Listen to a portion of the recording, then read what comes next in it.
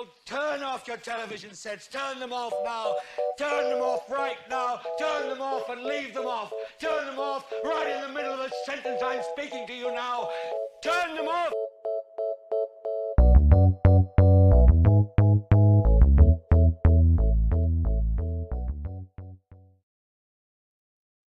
Welcome back, refiners. Unfortunately, this is probably the last time we'll be talking to you for like a calendar year. But anyway, we're here to recap the finale of Severance, episode 9, The We That We Are. But before we get into it, as usual, let me introduce the co-host, D. D, how's it going? This is actually, I am the Innie. My name is Deandra L. We think it's Christmas. We're told it was Christmas today. I just looked at the calendar and realized that it's April. They're torturing us down there. Send all the people. Okay. Send them all. Overtime protocol. But yeah, Yes. Clicked on, s- baby. so before we dig into the episode details, I want to start like big with just like the I guess the science of writing a finale. And I have a bit of a it won't be a bit of a rant because rant implies something bad, but I have a bit of a long-winded thing to go on. So we've been doing this recap for a long time, and even before that, you and I have been talking about TV shows for a long time. And there's one thing that's quite persistent with TV shows is that the writers either write themselves into a corner or they overthink the finale. I haven't looked at any reactions, but I anticipate a lot of the reactions to this finale to be like, well, that was muted. We didn't get any questions answered. But to me, this was the perfect finale because when you think about a finale, um, writers often forget one thing. Like it's just the final episode, but it's still contained within the rest of that story. So even though they cut off this particular story, there's still a lot to get into towards the end. And I say all that to say this. I think this is the best season one finale I've seen going back to one of our favorite shows, Mr. Robot season one. I I say knew all that you to were gonna say do this. that. Yeah. I figured Mr. Robot would pop in your head. And I agree with you when it comes to finales. We have to remember that this is a season finale, not a series finale. Thank Mhm. goodness. We have been renewed for season 2. I say Yes. we're all a part of Lumen. We're all Lumen around here. But I think the good thing that for me, what a finale does is wrap up one arc, right? There are several stories within this Mhm. containment. Wrap up one part of it, but leave so many other things open because there's no question about what season 2 will be about or what it could be about or what Mhm. direction they can go Mhm. because they've left themselves a lot of room to make just a lot. I mean, they could tell a lot of stories. They could do a whole Right. lot, but they didn't do that lazy thing where they didn't tell the stories of those endings. They could have done a thing where they had a finale and we never got to see the 4 refiners outies, right? That Mhm. could have been the whole season 2, which would have been unremarkable. But they gave us everything, and like the mwah, chef's kiss is that the whole time you're on edge thinking, oh my God, it's gonna click off before they get to do this. It's Mhm. gonna click Mhm. off before he Mhm. gets to Bert. It's gonna click off before he talks to Devin. It's gonna click off right when she's on stage to give the speech, and none of that happened. It was beautiful, magnificent. Bravo. Yes. Yes. So I want to get into a little bit of behind the scenes stuff. So Ben Stiller once again directed this episode, and you can really tell because as I was watching this episode, I was like, "Damn, this is a beautifully directed episode." Like in particular, that scene where Irving is approaching the stop sign, and then Harmony like passes by him. Like that shot is like so amazing. So yeah, shout out to Ben Stiller. But like, yeah, let's get into it. Last episode we left off with Dylan ghosting the four tempers, during his after yeah during his waffle party to go to the security room. The plan was to tell everyone, hey, when this overtime protocol is switched on, find someone you can trust, tell them everything you know as soon as possible because we'll likely only have like an hour at most. So a lot of interesting things are revealed about the Outies that we don't know. So we can, we could keep Marquez like last, but let's just like kind of go around in the circle and talk about the identities of the Outies who we didn't know. Um, let's start with Irving. Makes sense now. Makes sense. It makes perfect sense.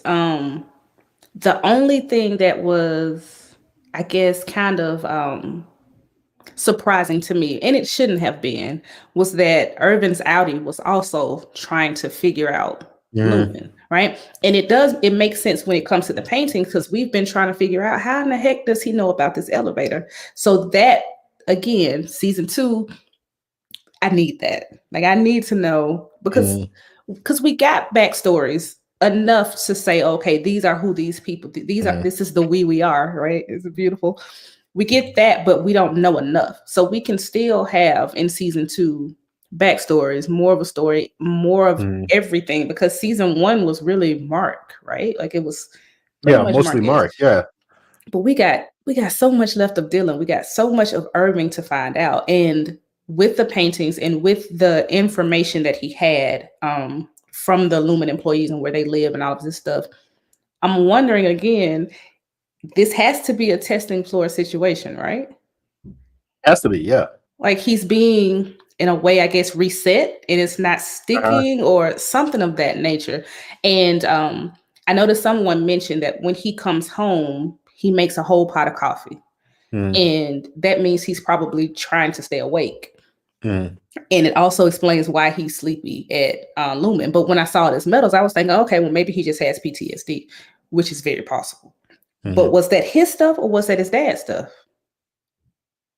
Yeah. See, I'm inclined to believe that a lot of because the clue was when he opened up the chest and there's the picture there and he flips it over and I was looking at it, I was looking at it, I was like, oh, it says dad, which is who Mhm. writes dad on the back of a picture. But anyway, like, so the medals are hanging.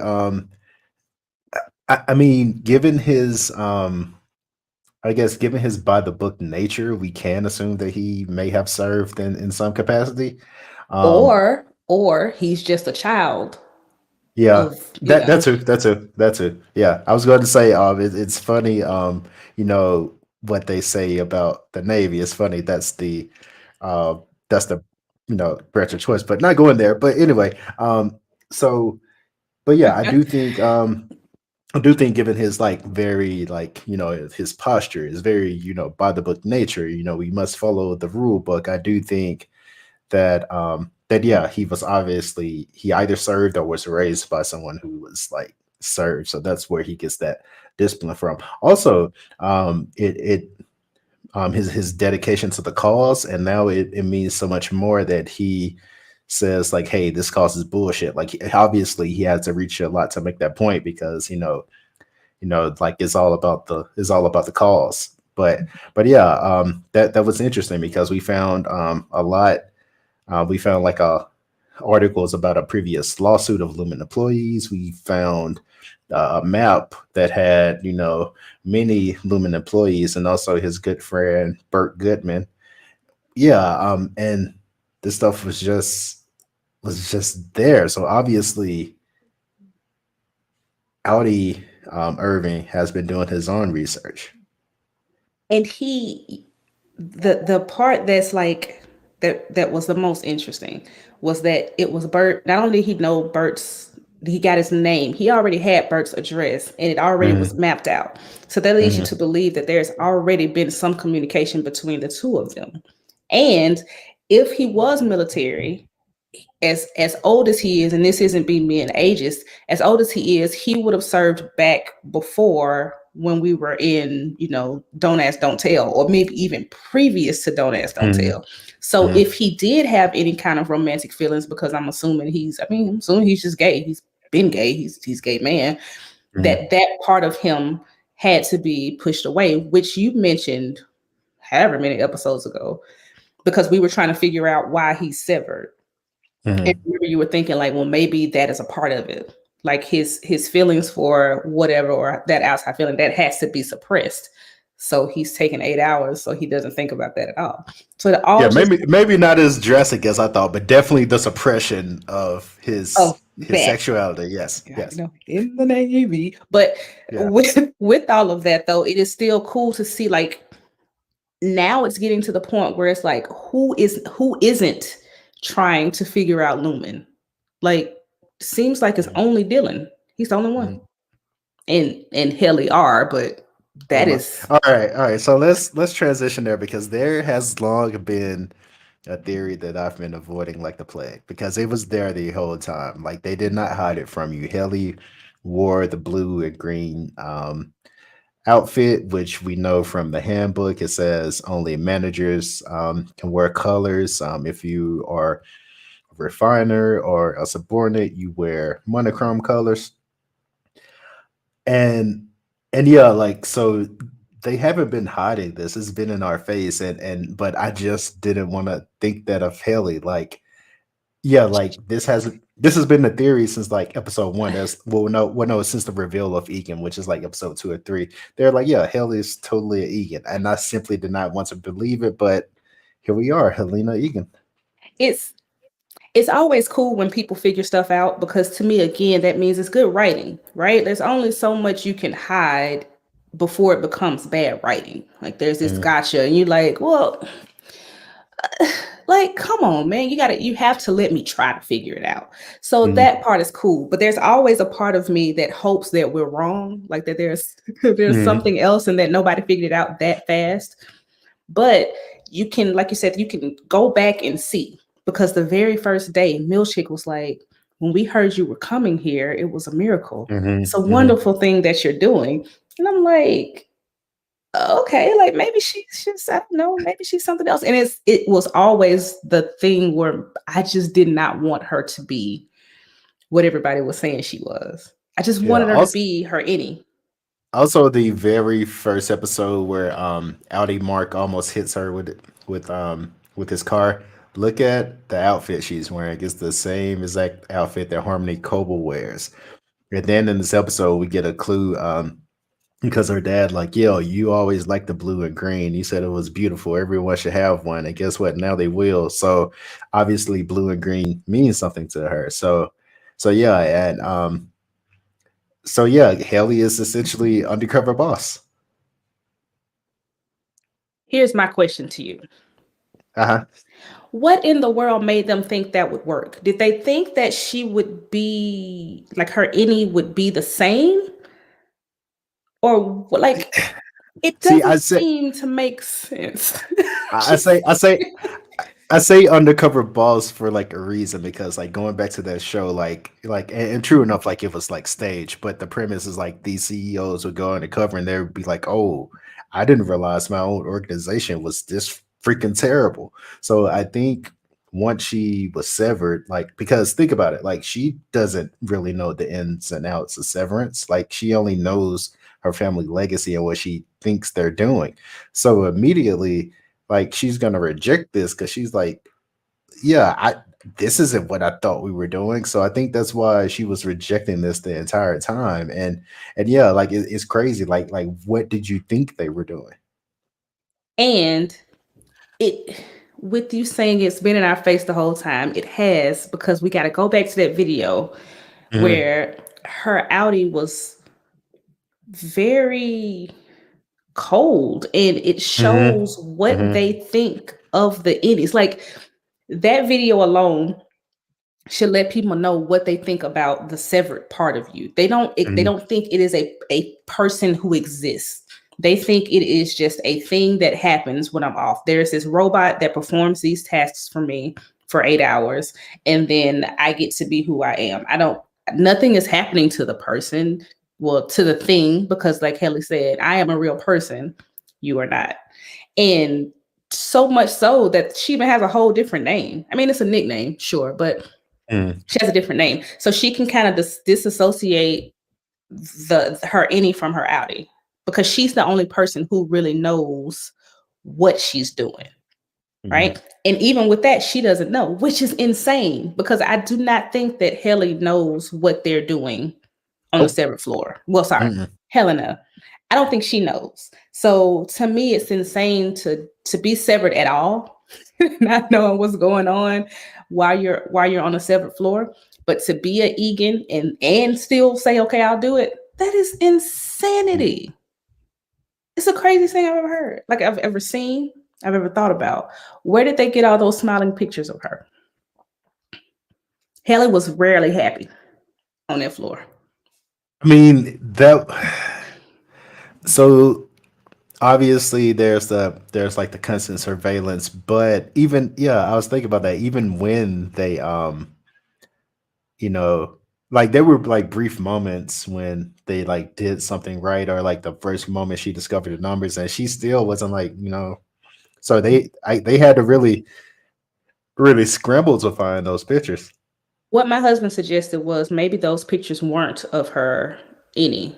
He's saying like the pictures, like you said, the few pictures that they had where Mhm. she was with her coworkers, that's fine. But the ones where she was alone and she was just happy and smiling and joyful, I could have done that at any time. Yeah, If you because they could have I just got mean, her to come up there and say, okay, let's take some pictures. because as I was watching this, I was like, yeah, this is going to be the worst documentary of all time because they don't have a lot of footage to use. But they're not using it. That's the other thing. I think if it were me, if I were a person who were invested in Severance and I wanted to know about, by the way, absolute great catch on the pregnant lady being severed because she didn't want to be pregnant. Wow, bravo, good job, you over there, good job. I try. But I try. but like the idea of her just like being in there and taking these pictures and just I guess smiling and being joyous and all of that stuff. I don't I don't know. I don't understand it. I just don't get it at all. I don't Yeah, I mean, just some serious dedication, some serious devotion. And if I were, like I was saying before, if I were a person who were interested in Severance, I think I would need footage of her being mhm, on the floor. I wouldn't need her take on it as a severed person because again, she doesn't know what's happening while she's there. I would want like some insider information like, hey, show me what happens while they're on the floor. Show me what's going on with this and this and this and this. And now it makes sense why they didn't tell her about the suicide too. Because not only was yeah, this a person, employee who tried to kill themselves, the employee, the face, the person yeah, who's supposed to be the change, the catalyst to show that Severance is the best is the one who wanted out the most. So I get now why she didn't tell him. yeah, and I Told him think either.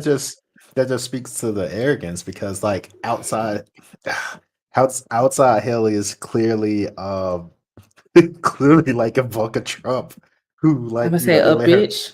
they let her play with her toys in the corner. She thinks she's running the corporation, but when she actually got into it, she's like, "Oh, this is actually terrible." So that's why her Innie was like rejecting it so much.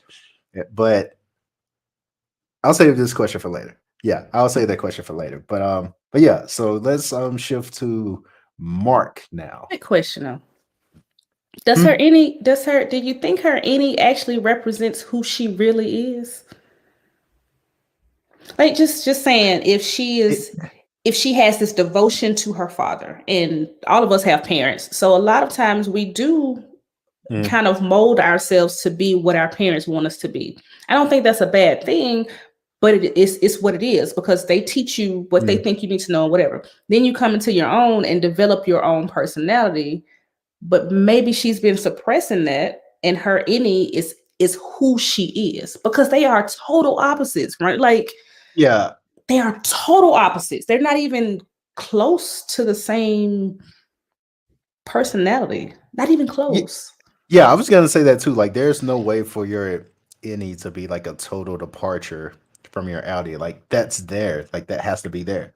So to me, it's like the removal of certain things that allows something to like basically step forth into prominence. So, like, for better or worse, like yeah, that part of you is you. It's there somewhere. You may hide it on the outside, but like that you is totally you somewhere. Like Dylan is clearly a family man, but these are, work is his space where he gets to share his perverted thoughts. I mean, A that's waffle there. parties, you know? He probably thinks that all the time, but he can't say that in front of his wife and kids. So yeah, I mean, your Annie is definitely you, like, but probably concealed in some way, like you said. You're saying it's the you are? That's what your Outie is? I mean, Or your shout out Innie? to Your Innie yeah. is the you are? Yeah, I Mhm. mean, I agree. I just think it's magnificent that she is the one that was just like, this is total bullshit. I'm not, and you know what? Now that I think about it, maybe not, because the part of her that is Helena Eagan is used to being able to do what she wants. So that is another reason why her Innie was probably not able to understand that she was stuck in a place. Like, no, this is where you are. Because the first thing she was like, well, if I just want to leave, can I leave? You know, Mm. I'm just going to leave. I don't think I want to be here anymore. I'm out. And she could not wrap her brain around the fact that she had to do something that somebody else told her to do. So I guess in a way, it's the same, kind of. Yeah, yeah, I guess. All right. Who's next? yeah. So, Mark, yeah, Mark's part was pretty interesting. It was, Stressful. That's what it was. yeah. Stress. Stress. uh, so, I have questions about have questions about harmony now since we're on Mark. Okay. Because I expressed briefly, I was like, it's seeming like she's kind of like she was devoted to Kier, like almost like as if it were a religion. Like But now, devout. like, Yeah. yeah, but now that they basically burned her, essentially, she like wants to bring them down. But that immediately switched again. Like she like quickly switched. She was pissed. It's just like she was just mad. She was just mad. That's all it Yeah, was. like I Because guess like every time I get mad at work, I get on Indeed. Yeah, I guess. Yeah. uh, find another place to work right now. I don't need y'all.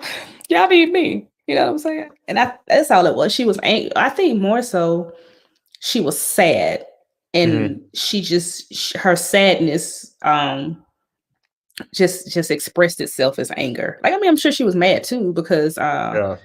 Natalie is a smug. She's very just. Ugh, Yeah, she's got a punchable face. I'm sorry. It is what it is, and it's the whole like the board is the board. You're like, you didn't tell us she almost committed suicide. It's the board. The board will not be the board will not be contributing to this conversation verbally. but stop there though. Stop there though, because now it actually makes sense as to why the board was so pissed to find out she hid Helly's attempted suicide. And also, I mean, there is an Egan on the board. We know that now. So yeah. It could be. Is it him? Yeah. Like, is he the voice? I couldn't tell. I was trying to kind of listen to see if it matched the voice we heard on the speaker, but we only heard him say like, "What? Yes." That's the only thing we ever heard him say. Oh So no, I I don't know. kind of think the voice sounded younger. I don't know. The voice might be the senator. I don't know. Oh, shit. What's his name? Amaretta, or it starts with an A. Amaretta the Great. Yeah.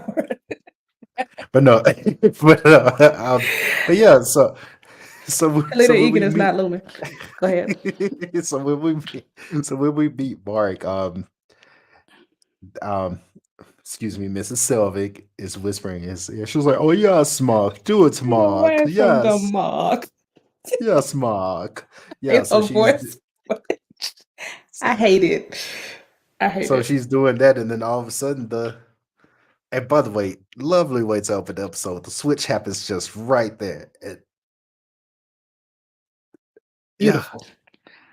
Magnificence. It's really Ben Stiller did his day. I mean, he was in his bag for real. It was beautifully yes. shot.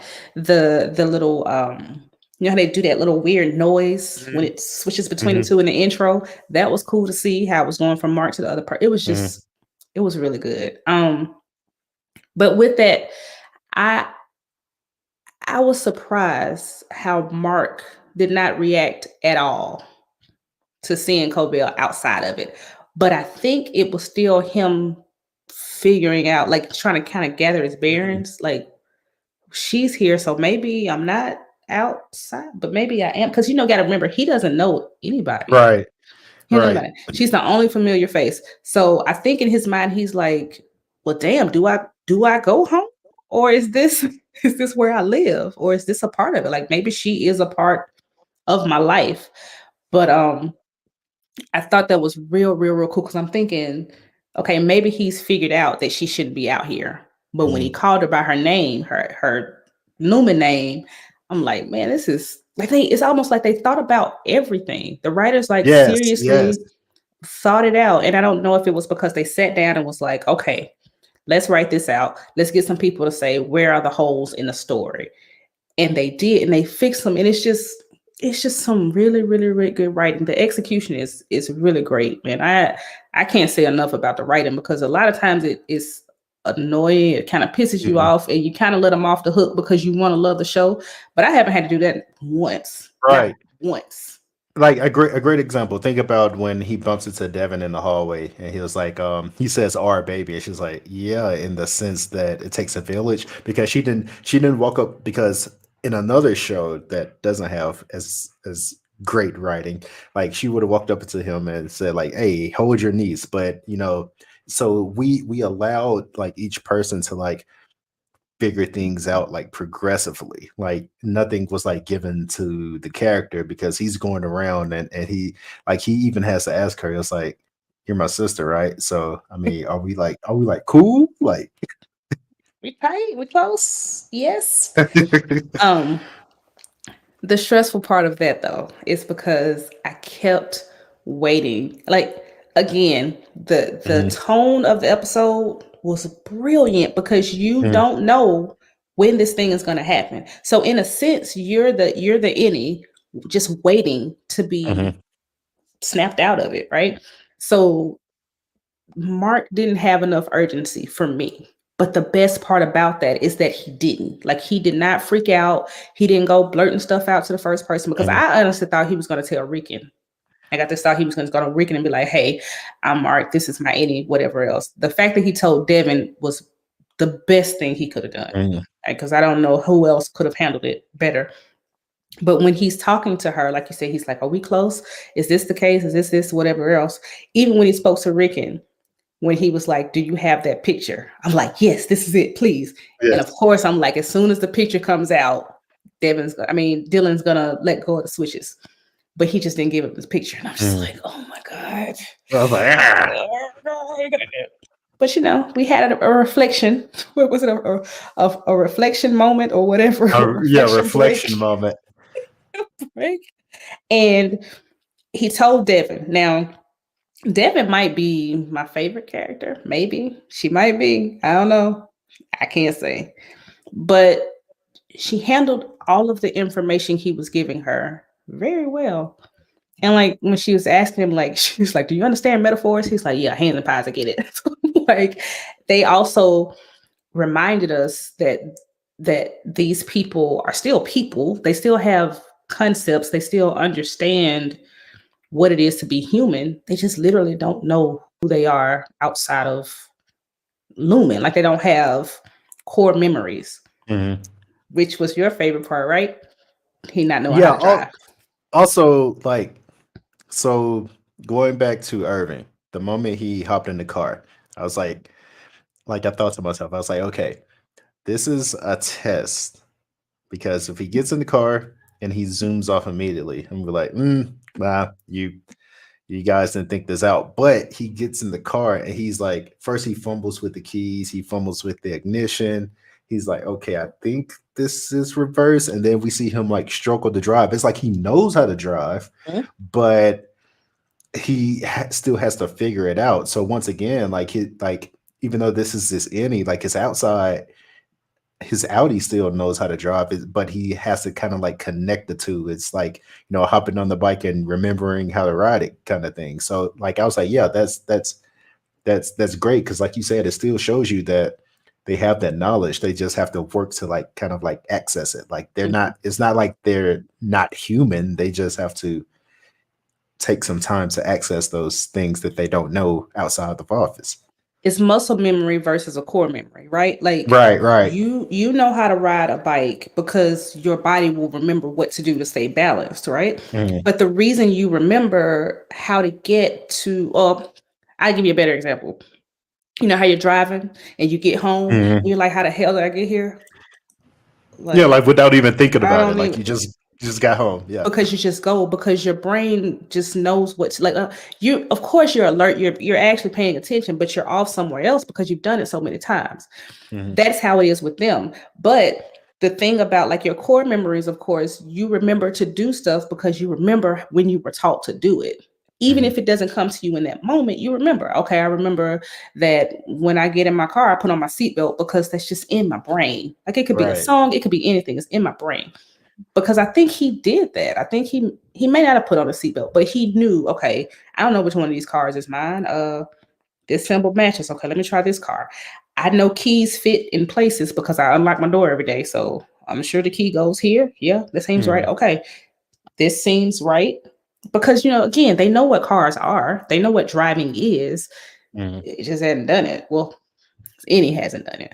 So all of that is just like, again, there had to be somebody that's like, all right, y'all don't have to explain how he know how to drive. Or the writers are just that smart. It's one of the two. Either way, I love it. Absolutely love it. Gemma. You know what? Upon further review, I'm glad we did get an answer, because we didn't need we because like you said, you spoke to it earlier. The tone of this episode is like very tense. You're waiting for the moment they're going to be switched off. That would have like slowed it down to a degree that takes away from the rest of the episode. And plus, it gives us something to look forward to, like because now like any Mark knows. So that's all we need to know. Any Mark like saw the picture.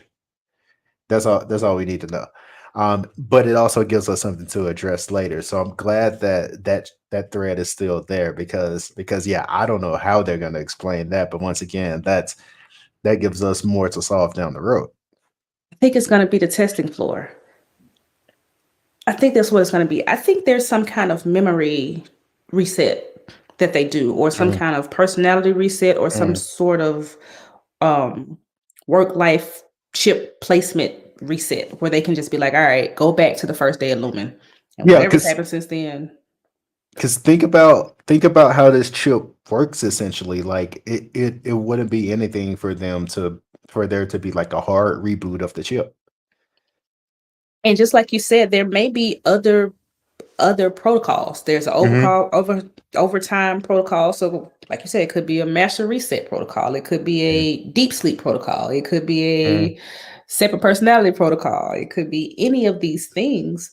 And I feel like that's what we're going to get to. Now, the Mhm. craziest part is, and the best part is that Mark has told Devin she ain't Mhm. severed. So, Mhm. and they've shown us that she will fight a brick for her brother, which is Yes. great because she's not going to stop now. And they made it a point to tell us that all four of them were close. So she's not only going hard for Mark, she's going to go hard for Mhm. Gemma too, or Casey.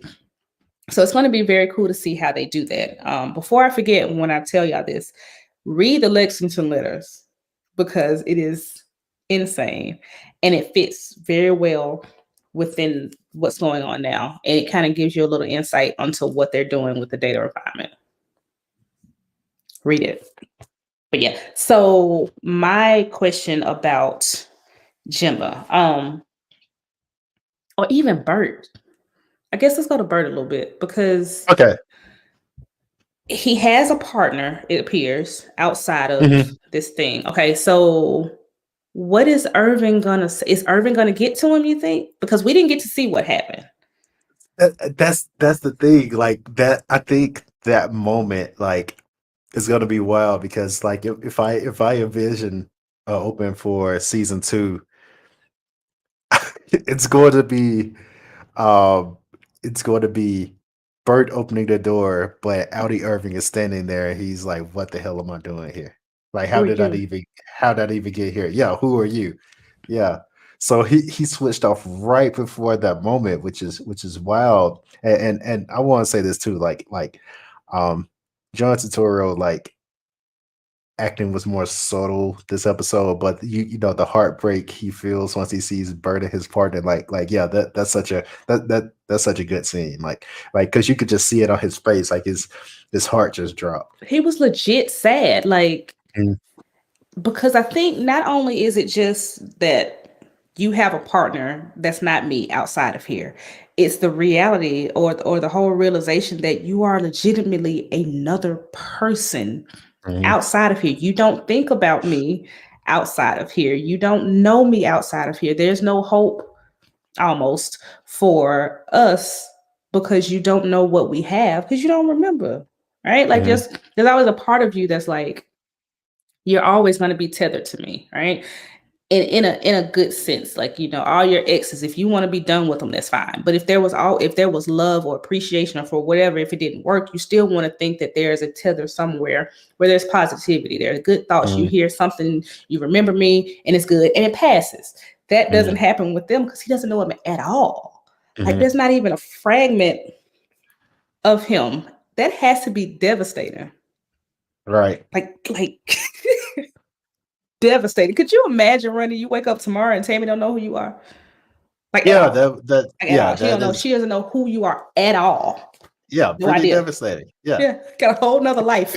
A whole nother Yeah. happy life at that. Like, he seemed happy with this other person. Yes. How dare you be happy with somebody else? He ain't Bert, I just don't saying. get it. Do you Bert just enjoy saying, being you know what I'm hurt? saying? He's a lovable guy. Bert's a lovable guy. I'm gonna have somebody in and out of here. Okay. Know Yeah. me. Right.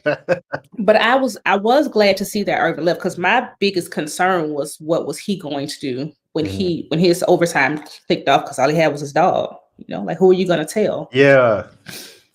So does he tell, like, we don't know. I think I'm with you. I think he gets clicked off before he gets to Bert. Uh, I think. But if the Audis meet, that could be promising in a way. yeah, because I need to go back to look at those names to see if, a certain name is on there. What name?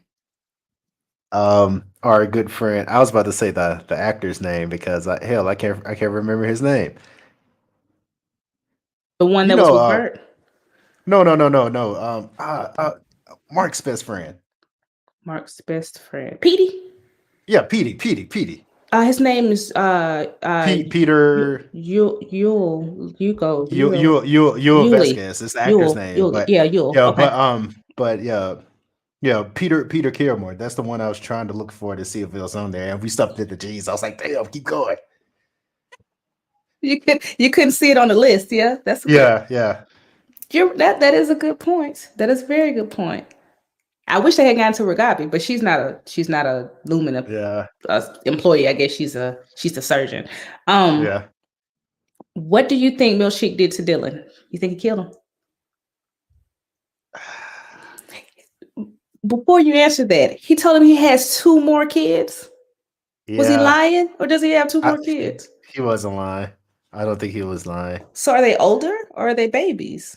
Because his son's rather young, right? He's probably like 7, 6, Mhm. 7, something like that. And he's got 2 other ones. I'll tell you their names if you let me in. Did he kill him? I see your question and I raise your question. What's going to happen to the MDR team, like as a whole, once they're switched back on? In particular, like, yeah, what can you do with Helly now?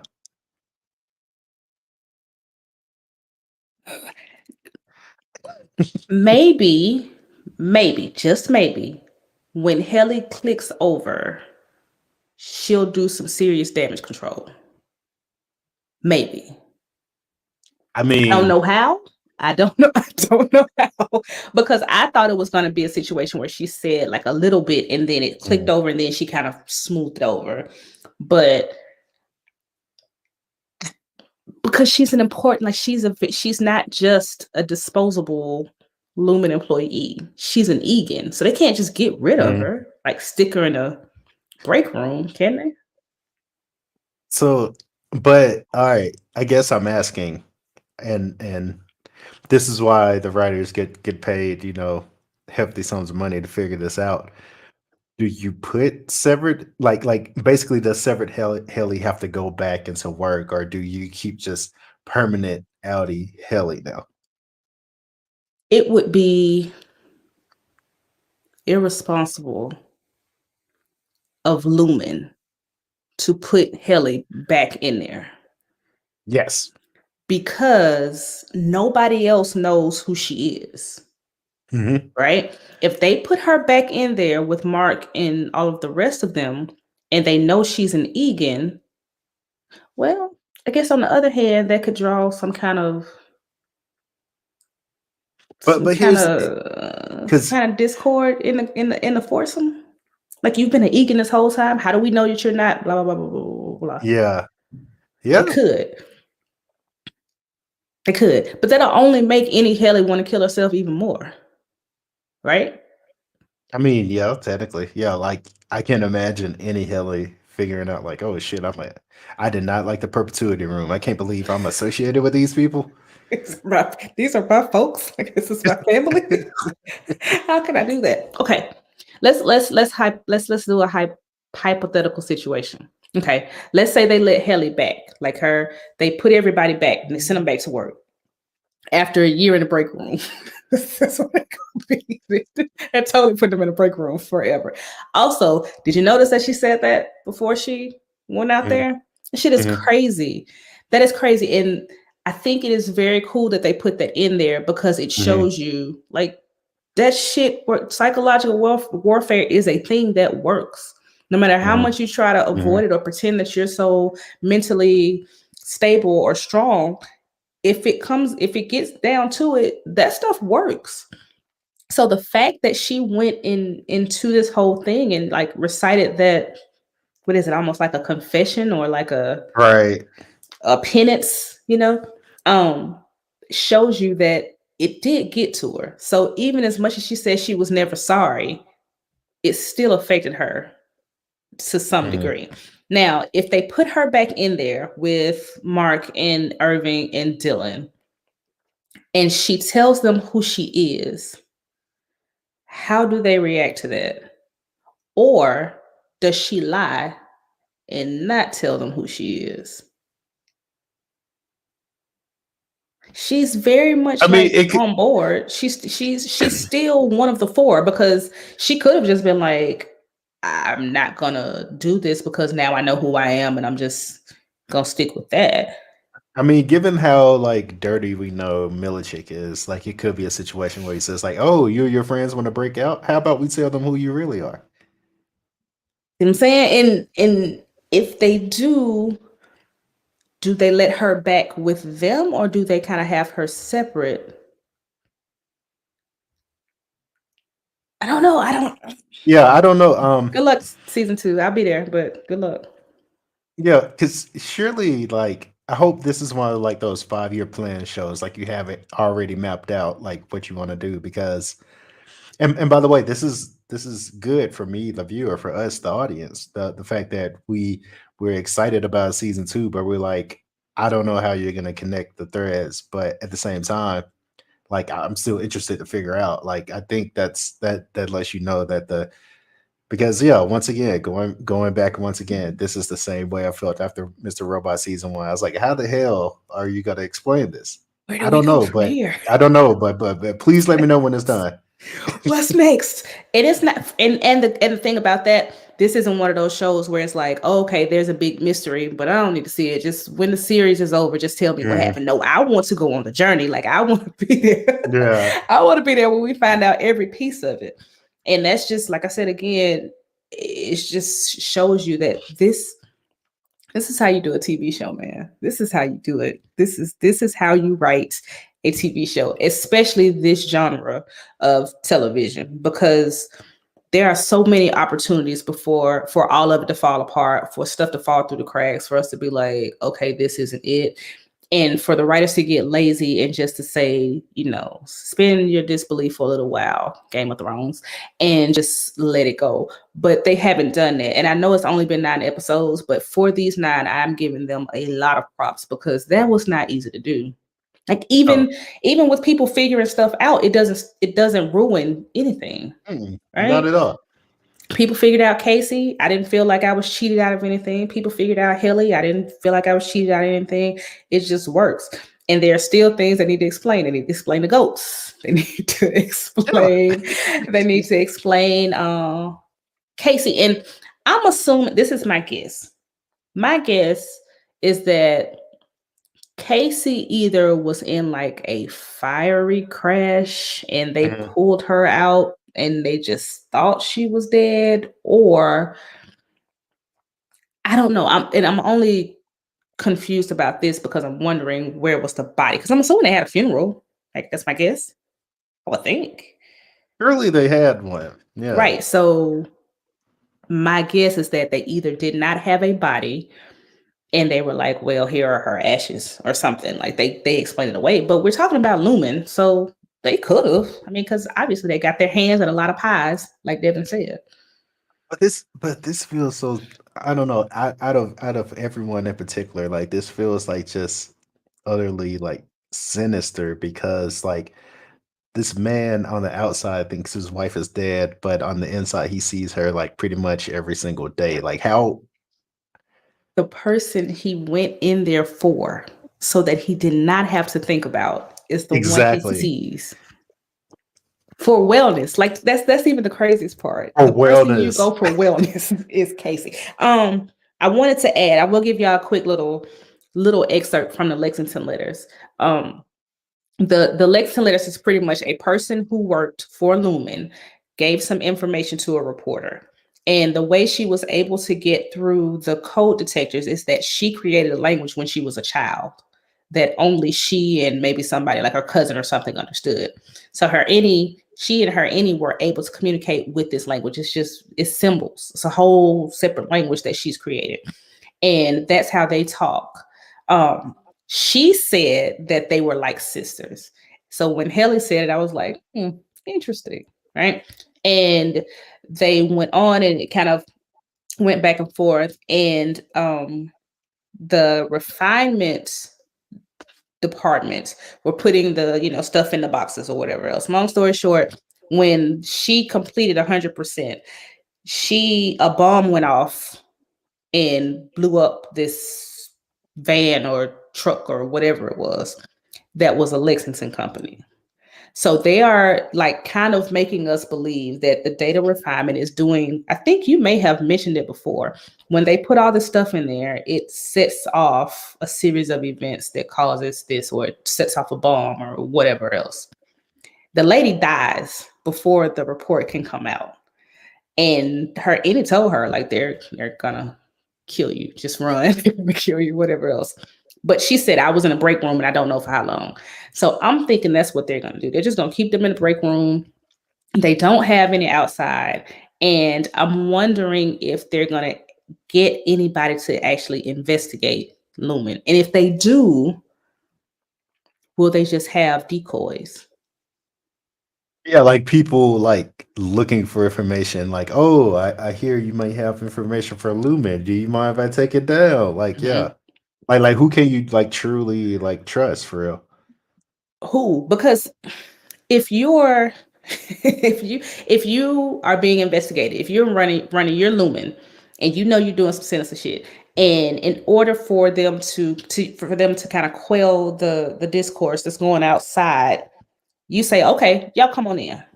Come on. I know y'all coming. Come on in. So of course you're gonna have 4 people who are whatever. Like it's not gonna be Lumon Innies. It could be anybody. You have Mhm. those 4 people and they're doing their tasks or whatever else, and you promise them a waffle party. And they do it. Who's gonna? I need somebody to actually investigate. What is the break room? All I gotta do is they gotta find the tape that Petey had, and let Yeah. somebody hear it, and maybe that'll be. Yeah, I just Would you think show them the break room? I wouldn't take anybody in the break room. because I was gonna say this too. I think Devin's just gonna end up going like kind of like citizen detective because like I think we kind of got a thread on that because think about like that newspaper article like it almost read like you kind basically I'm kind of led to believe that a corporation like Lumen kind of like has their hands in the newspapers as well and can influence that as well. So I think Devin is going to have to go like basically citizen detective and like try to like figure things out on her own because like really like who can you trust? I mean hell like she trusted Mrs. Elvick and look how that turned out. And she freaked the fuck out. Now, this is going to merge our two shows together because this is definitely going to be like Succession. Like, of course, they control the media. Yeah. Of course, Lumen is everything. They're probably Mhm. media, their film, their television, their pharmaceuticals, their salves, they're all of this because I think they are like labeled a biomedical company, Mhm. maybe biomedical. I don't know. I'm very excited to see how this happens. I think what I want to see the most is how they handle Helly because this was just dumb. I still think it was dumb. I Mhm. don't know Yeah. what they were thinking. It just seems like a dumb idea to put her in there. It's just dumb. But thinking about it too, like when ugly ass Mr. Egan walked into the restroom, he also said, you know, he used words like, you know, to be grandfather and you know, praise be and stuff like that. So considering that they believe this is like almost religious with I don't know with Helly R. I mean, well, excuse me, Helena Egan like now choose to, like punish herself or something. I don't know. She might. She might. She seemed very excited about what was happening. I'll say that. Like when they did her little interview, when she was Mhm. herself before she was severed, she seemed very into it. And Right. I still like I don't feel like I was cheated. I want to make that clear. But I would still very much like to see Helly's Outie as her like in real time, not from the videos or, when she tried to um when she was with Milchick or whatever else. I want to Mhm. see her when she's her outing and how they explain it to her. I want to see her post suicide attempts. I want to see all of it and just to see how she reacted to the whole thing. Because I can't imagine anybody being okay with their Innie trying to commit suicide. There has to be something where you are thinking, okay, something is really wrong if you would rather die Mhm. than stay in there. It has to be. Her threatening to cut her fingers off should have been enough. But suicide should be like, okay, this is really there is something wrong here. Also, another just good moment when she goes into the restroom and she's like catching her breath and then she immediately starts doing like this. Like it's just those little details that like sets the show apart. Like I just wanna mention that little part. Her dad is creepy. Like he's Very really creepy. Very creepy. creepy. Like, everything about Yeah. him is creepy. It's just like, are you better? Are you well now? This is some cult shit. Yeah. And that's just what it is. Here, it's a cult. Mhm. Like we keep saying it's religious, but it is, and it's a religious It's a cult. cult. Yeah. Yes, that's Yeah. exactly what it is. Totally. That's what it is. Do you have any well, yeah, do you have any expectations for season 2? Um I mean they set the bar, so I just want more of this, like this very deliberate storytelling, because those first few episodes of season 2 are going to be critical because you have to like reestablish like the show again. Like Mhm. we mentioned the good place. You have to basically start from square one. So I'm curious to see the path they take to get there because because yeah, it's gonna be interesting seeing like pushing them back into the office basically. But at the same time, they've earned my trust, and I know they can do it, so I'm not worried at all. Mark wanted to quit. Does Hmm. he quit now? Once Devin says, "Hey, your Innie came and told me these things, and he told me above all of that, Gemma is alive." Does Mark quit or does he go back? You can't send your Innie. You can't send him back, right? But Mark, that might send Mark back in to figure out what's To going figure out on with. where's Gemma. Mhm. But he won't see her though. We know she's on the testing floor. That's all we know. That is my biggest thing for season 2. I really want to know. I want to know Gemma's story.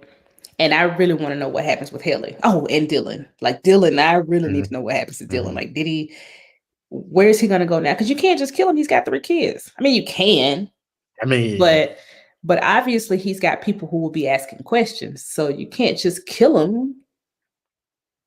Or I guess you could and make it look like an accident outside of Lumen. yeah, And you can kill the Outie, you know? yeah. He slipped on waffle He syrup. I mean, died. yeah, He died. He died. I don't know. I mean, that's what happened to him. He died. I don't know what else to say. He yeah. died. And it is what it is. Because clearly you can kill people outside because Gemma's dead to everybody in the outside world. So they can disappear Dylan and still have him at Lumen. Maybe he'll get to work with Casey after all.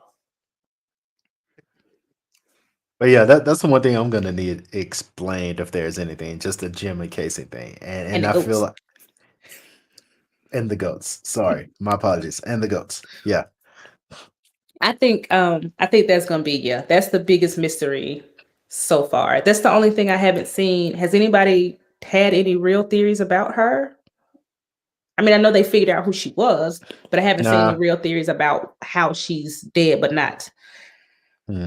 unless it's one of those, like we said, body things. But I would think if she was in a car accident, that her body would have been broken in some way. Or maybe not. I don't know. I don't know. Maybe she wasn't really in a car accident. Oh, that was the other thing I want to tell y'all about the Lexington Letters. They kind of reach out to you. You don't go to Lumen and say, "Hey, I want this job." They kind of reach out to you and ask you if you want to be severed, because the lady who um, wrote the letter had a job. She was working. She's having a very bad day, and she heard an ad on the radio about Lumen, and they approached her about being severed. So it's not like, So that actually confirms what I've been thinking the whole time, because I was like, they seek certain type of people. She was upset. She hated her job. She wasn't appreciated by the people. She drove a school bus, and she had an accident, and instead of them commending her for keeping the kids safe and having to stay on the bus for 2 hours post this accident, they berated her for having an accident in the first place. So she was already like, "I don't want to do this no more. I'm sick of it." And they were paying 3 times what she made as a bus driver. So they get banked, and they're kind of reaching out to, like you said, a certain type of person. So it's going to be cool how we see why these particular people were chosen. So I want to see that too. And I still say, y'all, I gave y'all a little excerpt, but I didn't give you enough. Read those Lexington letters, because there's the letters, and then there's the handbook for data refinement. Yeah, matter of fact, And I will link it to this video, so I'll make sure to do that. But message to Ben Stiller and Dan Erickson, if you want to start like filming to like today, I won't be mad at you. Like right now, if like you like want right to now. give us an advanced copy of the episode so we can be ready, we won't be mad either. We promise we We won't tell won't be mad anybody. at you. We We won't won't tell be mad at you. anybody. If you want to make this the official podcast, we won't be mad at that either. I'm putting an But atmosphere. Manifestation. but yeah, in closing, thanks for everyone for watching. Thanks for everyone who listened. But this is where we ask you, the viewer, to help us out. Let us know what you're watching. Let us know what you're looking forward to. This month is going to be filled with like a lot of like good shows towards the end of the month. So let us know what's catching your eye, because we went into Severance thinking like, yeah, this is gonna be okay. I mean, it's gonna be all right, but it turned out to be one of our favorite shows of the season. So let us know what you have your eye on. Let us know what you'd like us to recap next. But yeah, any closing thoughts, D? That's it. Just let us know. We appreciate you taking this ride with us because it was fun. I'm not sure if y'all really understand, but seeing your comments and joining in our conversation, that was really cool for me. I really appreciate the fact that y'all were kind of like, I felt like y'all were on here with us. So thanks for that, definitely. And keep it up. Come back next year or next month, Ben. We'll be here. Yeah. We start sooner than later. We won't be upset at all, I promise. But yeah, that's all we have. So until next time. Peace.